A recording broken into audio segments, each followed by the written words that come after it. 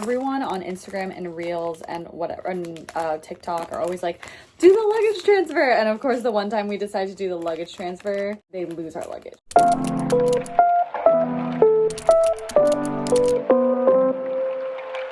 Our Shinkansen takes us to Osaka, and our hotel wasn't ready yet, so we decided to take a detour into this pastry place that some influencer raved about, and I decided to get the creme brulee puff pastry with custard inside. It was so flaky and messy, but I still think about this pastry all the time. It was so good. It's messy, but it's so good.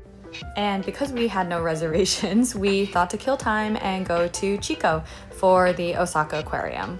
I know, of all things to do in Osaka, why an aquarium? Well, I love them, and especially big ones.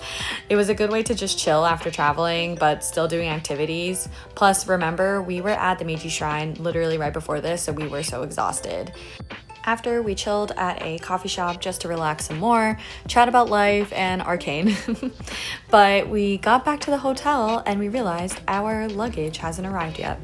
We're pretty tired after today. After the past 3 days.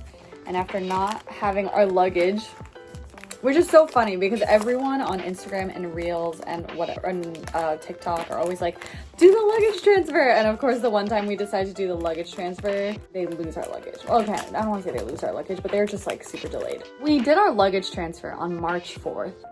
Today is March 5th. We told them that we were going to come March 5th. They told us it will take a day because we didn't do same day delivery.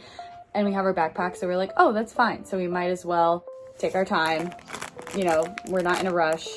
And then we gave them till 4 o'clock, which is the typical check-in time. We just don't have luggage for the night. Thankfully, they have laundry in our hotel, but it is what it is. We're doing okay. Still having fun and enjoying it.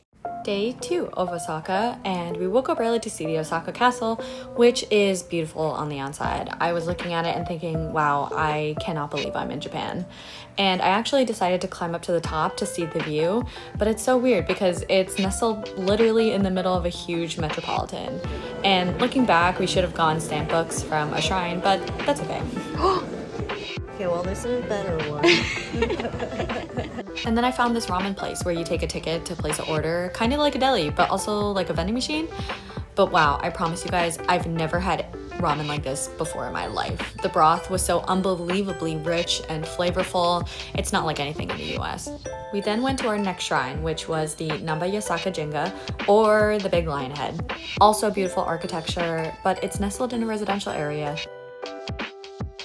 We then found another coffee shop where we spent more time relaxing and resting our feet. And it was actually cool because we had to take off our shoes in order to sit in the coffee shop. I actually watched a real coffee connoisseur teach their apprentice on how to make the perfect pour over, but I was a little too nervous to record them.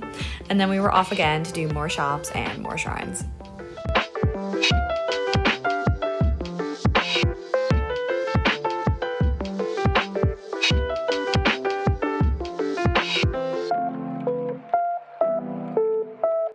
We were a little hungry, so we stopped to get okonomiyaki, and I used to make this at home all the time, so it was a treat to have it in Japan. And one of the highlights was seeing Dontonburi, and I know, it's the basic answer, but it really was so fun to see all the lights along the river. We went down to do the boat tour, and it was magical and fun with our tour guide.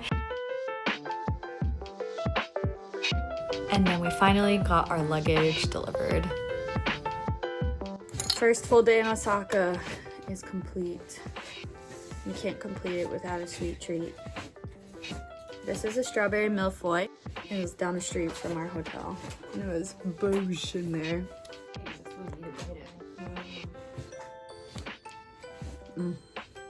Day 3 in Osaka, we started a little further out in Sumiyoshi Taisha. We had a French pastry before we went across the street to the shrine. And it was like kind of like a park, but different buildings that you can walk around. But really, it was just cool to see the traditional red bridges. Then we took a bus to the Shintanoji temple, and it was massive with beautiful ancient statues. And what I liked about this the most was that you can go inside the buildings rather than just peek inside. I even climbed to the top of this tower, and it was really narrow as you walk up like 5 flights of stairs. The view wasn't even, that great. It was just like a tiny attic where you pray in, but it was just cool to say I did it.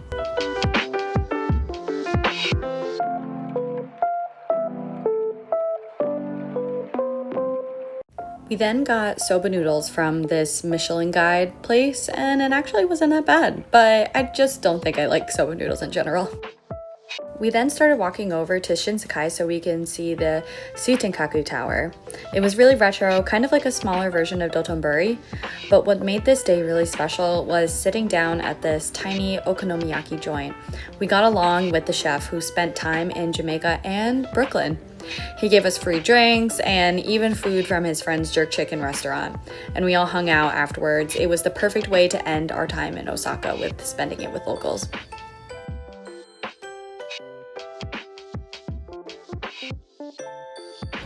We are leaving Osaka today and now on our way to Kyoto.